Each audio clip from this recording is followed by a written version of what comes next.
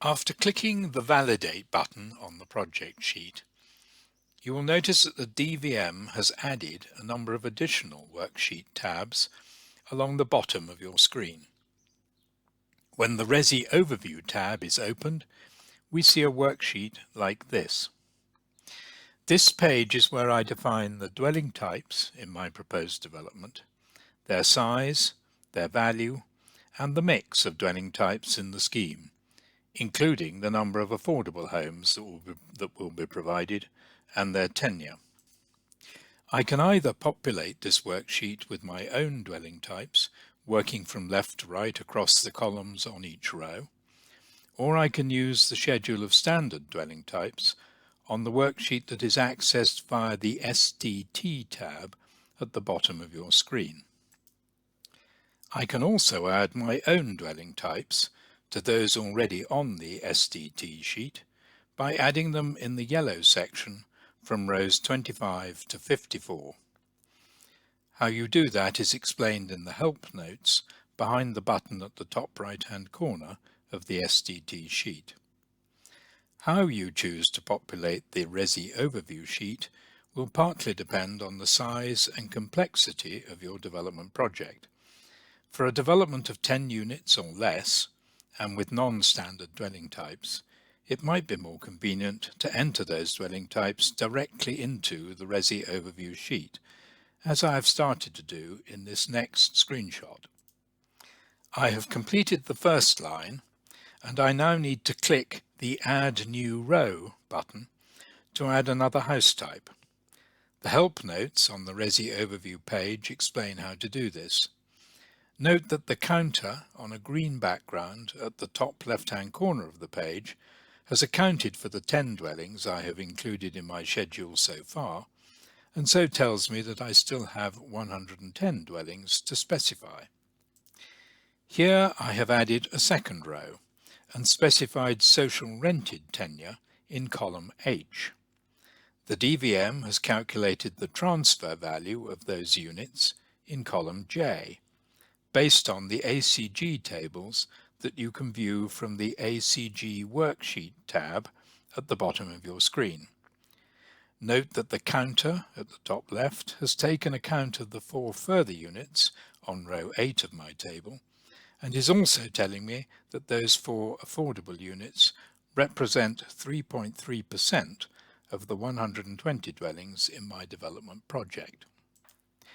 Instead of continuing with this though, I'm going to use standard dwelling types to populate the Resi Overview for my development. I do this by selecting Yes from the drop-down menu in column B for each of the dwelling types I want to include. I don't have to select No for those I don't want to include, I just leave a blank in column B.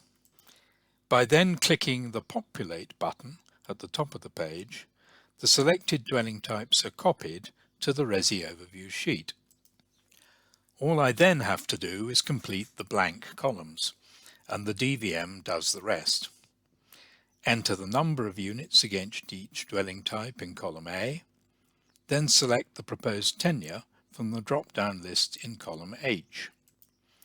The choice is between open market dwellings for sale and 2 affordable tenure types, social rented or intermediate.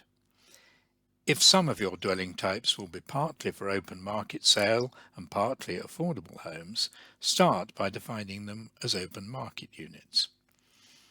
If I select OM, standing for open market, in column H, my cursor moves automatically to column J, where I must provide a market value for that dwelling type.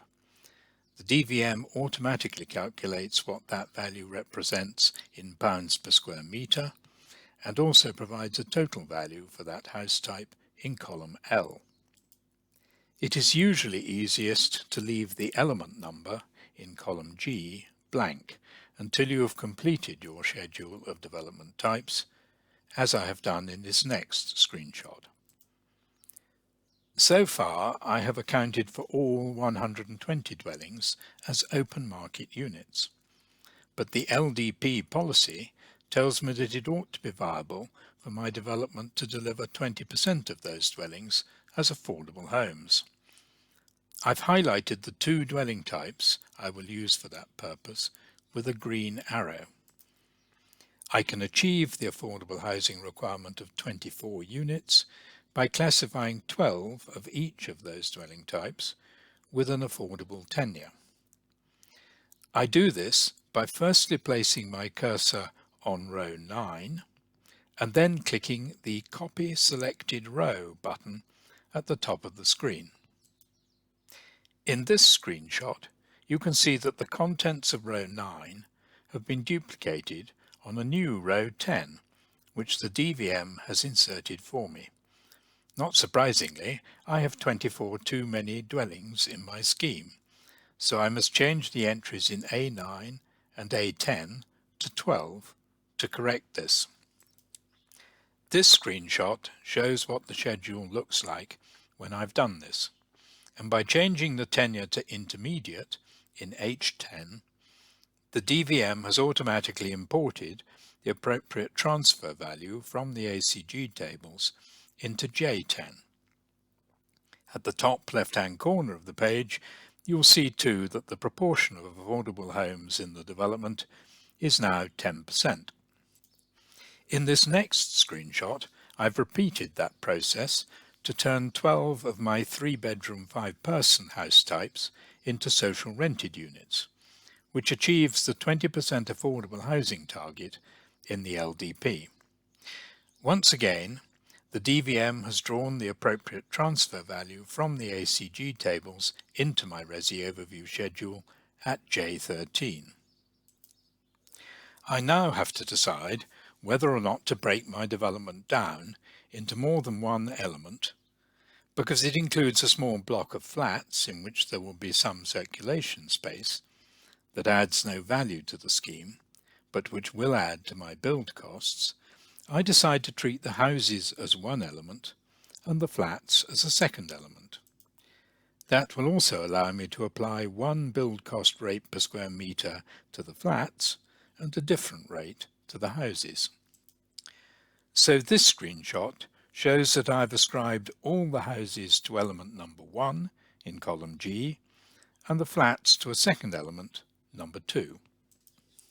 Incidentally, if I decide that I want to remove a row from the Resi Overview schedule, I can do that by very simply selecting the row in question and clicking the Delete Selected Row button at the top of the page.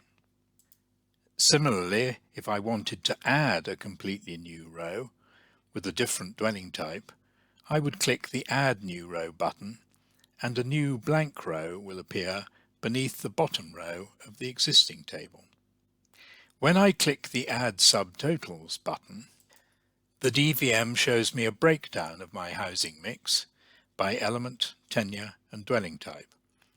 I can see that there are 80 open market homes in my first element and a 50-50 split between the two types of affordable homes in the same element, which then contains a total of 104 dwellings. Totals for the whole development appear on row 22. To remove this breakdown, I click the Remove Subtotals button, thus, and my schedule of dwelling types has been reordered by element number and by tenure. After a final check that this shows me the scheme I want to build, I save the file, once again as a macro-enabled workbook, and I'm ready to create the two Resi elements by clicking that button at the top right-hand corner of the page. Because my development involves more than one element, the DVM has offered me the opportunity to access a Development Planner worksheet that will enable me to visualize the relative timescales for each element in my overall project. You can read more about that in the user guide, and for more complex developments than this one, perhaps involving several phases, it can be a useful means of planning when each phase or element might start and finish. For the purposes of this demonstration, though, I'm going to select No in the dialog box. My screen then looks like this, and you can see at the bottom of the page that two extra worksheet tabs have been inserted for my two Resi elements. The Create Resi Elements button at the top of the page has changed to Update.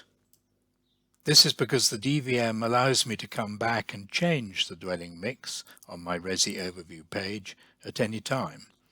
But if I do so, I must use this button to update the Resi element sheets and then review the contents of those element sheets in order to update the cash flow worksheet and the outputs to my appraisal. Thirdly, we clear the dialog box by clicking OK, and we're ready to complete the Resi element worksheets with the next screencast video.